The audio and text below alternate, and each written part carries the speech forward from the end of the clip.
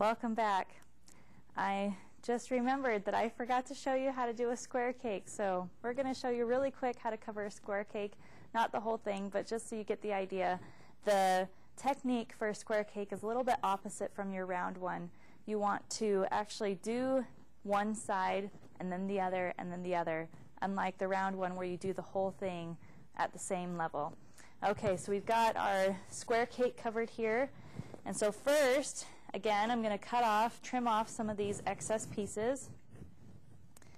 Make sure it's not too heavy. And then you want to do the corners first. So I'm going to lift up the fondant and just take my hand and cuff it, and then take my other fingers and stuff and just get that edge nice and covered there. And then I'm going to do the other corner of this piece, and then we're going to be pushing very gently the fondant towards the center and down, just like that. So I've got this side done, and then I would work on the next side. So we're going to just trim this a little bit. You don't want to cut it off all the way too soon before you get your whole cake done. We'll lift up these excess pieces and turn our cake so it doesn't rip. So we've got this corner done, and we'll do this corner, and this piece I didn't roll it out all the way, but you get the general idea. You're just going to do one side and then the other and then the other, like that, all the way around. So that is how you basically cover your square cakes. Okay, so I'm going to bring back our little round one here, and we're going to show you just some simple decorations for how to decorate our round cake.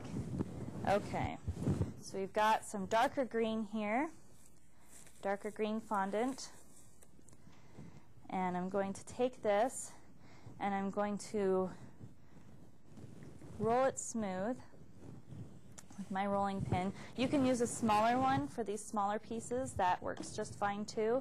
Again, I just really like the heavy weightedness of this larger rolling pin. Okay. And for my decorations, usually I like to have shortening covering my work surface, not powdered sugar. Your decoration pieces are usually so small that they will dry out a lot faster and break and get little rips and tears and wrinkles and things like that in them. So you want to make sure that it's nice and soft. Okay, so we've got our large piece here. Now what I'm planning to do with this is to cut out a strip that I can put all the way around my little base here. So this is such a long piece. What you can do is take a piece of ribbon and wrap it around there for measuring, and then hold the ribbon down here to know how long of a piece to roll out. I normally do this in 2 sections, and that works out just fine because you can make it look really cute. And so I've got my ruler here as my guide. I'm just going to cut that off like that. Got a little bit stuck to my ruler, and then pull this off. You don't want to pull it off too hard, especially if it's sticking to your board, and it's stuck a little bit, so that's fine. I'm just going to cut off that little piece that got misshapen from being stuck on there. Because yeah, if you pull too hard on this, it's going to get misshapen, and you won't have your perfect little piece there. Okay, so we're going to adhere that. You can adhere things, fondant pieces onto fondant by using, some shortening. You can use water. I tend to like to stay away from the water because it just adds too much moisture to your fondant pieces. The thing that I totally love using to adhere fondant onto other fondant is melted chocolate. Tastes yummy. It adheres very quickly and dries very quickly too, and it just stays on there very nicely. Okay, so I've got this little piece in the back here that still needs covering. I'm going to pick up my fondant, and if it sticks to your work surface, that's fine. You can just take it and kind of rub the fondant onto the stuck pieces, and it comes right off. So I've got this. There's lots of different tools out there that you can use for cutting shapes, cutting long pieces, ribbon strips, things like that. I know Wilton has some great tools. You can find other brands like Ateco, Magic Line, things like that. There are other cake decorating supply companies that offer a wide range of different things. So if you don't like one tool made by one company, just find another tool. Or you can make up your own tools, things like that. It's really fun to look at my kitchen utensils nowadays and say, hey, I can use that for fondant or something. So yeah, it's a lot of fun. Okay, so I've got my strip here. Take my ruler again, cut. I'm going to try not to push down on my ruler too hard this time so that it doesn't stick to my fondant. And cut that off. Also, when you're working on these silicone mats, you can cut through them. So you want to make sure that whenever you're cutting on the silicone mat that you cut very gently, push down very gently on your things. Okay, and then I'm going to just put my fondant strip on here. Now, you've probably noticed that I am covering up the strip that I already had on there, the edge there, and that is on purpose, because what I do when I have a situation like this is normally I will take a smaller little knife or spatula like this, and I will cut the two pieces through like this, and then take it off, and that way I have a perfectly cut line where they will match up. It comes apart, there we go. And I don't have to try and guess, oh, is this the spot where they're going to match up, or is this line straight enough, and everything like that. So it works out really well that way to cut them both at the same time. Okay, so these are going to be the sides of my cake. And then I'm going to take just one of my little cookie cutters. I am a tiny cookie cutter fiend. I love these things. They just have so many fun uses with fondant and gum paste and things like that. So if I find some, I usually buy out the stock.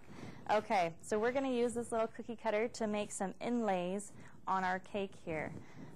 You can use with any size. You can layer the cutouts on top of each other. Anything you want to do works out really, really great. So we'll take our yellow first. That's going to be, we're going to make some yellow daisies here. And I've still got some green on my mat, so I'm going to wipe this up so that I don't mix my two colors together. There we go. We're going to take the yellow and roll that out. You want to make sure that you roll these out pretty much the same thickness as the cake that's covered. So you don't want to do nice thick decoration pieces. You want to do nice thin ones, just as thin as your covered cake, because you're going to be laying it inside. So we've got our cookie cutter. I'm going to cut out just a couple of these. And you can get, again, a plastic storage bag and cut out all your decorations and then put them inside of your plastic storage bag so that they can stay nice and soft while you're not working with them. If you're afraid that they're going to get all hard, you can just take a piece of plastic wrap and cover them up right here on your work surface so that they don't get dried out, whatever works best. Okay, so I'm going to get my fondant smoother. Okay, I don't have my fondant smoother, so I'll just use my hand, but normally I would use my fondant smoother so that I don't get a big handprint in the top of my cake. Okay, so I'm going to push this in and then gently take it off so that I don't bend my fondant, stretch it out, and then take one of my cutouts and put that inside just like so. And the great thing about the fondant, it's very moldable, malleable. It will mold into the edges here where you need to. you can stick it in and fill in all those spots. Then we'll do one more over here. I like the metal cutters. They work a lot better than the plastic ones because they cut through the fondant very easily. And also, before I do this, I would have stuck my cake back into the refrigerator to make sure the icing underneath this fondant was nice and stiff and firm, because if I'm going to be cutting through like this, I don't want it to squish out of my fondant while I'm trying to cut through. And we'll do one more, but you basically get the idea of what we're doing here. This is a really fun technique. It's really easy and really fast, and especially, here you go, if you have a hole or a spot in your fondant that, you know, when you're covering your cake, it didn't get completely covered.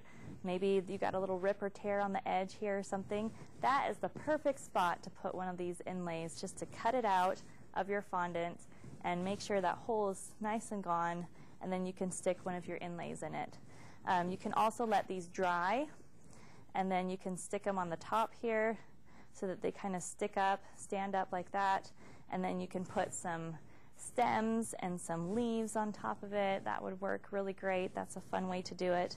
The fondant does take a while to dry out, and you want to make sure that you flip it every so often so that the top and the bottom of the piece gets completely dry. But that's basically it for our little decoration here. It's really fun, simple and easy, fast. We've done it in a whole show here. I just really love working with fondant. I know a lot of people are scared of it, but it really is a fun medium to work with. It tastes good. You can, if you like marshmallows and powdered sugar, that's it. If you want to do chocolate fondant, then instead of adding the water, I would just use melted chocolate and add that to the fondant mixture and mix it all up. It works great. You could add some cocoa powder to it instead of some of the powdered sugar and make it taste really yummy. Any of those flavorings that I talked about before, yeah, it's just, the sky is the limit. It's really fun to work with, and I absolutely enjoy it. So I hope you've learned a lot today. If you have any questions or comments, please feel free to email me at apieceofcake21@gmail.com. I look forward to sharing more awesome cake decorating tips and ideas with you in the future. So we'll see you next time.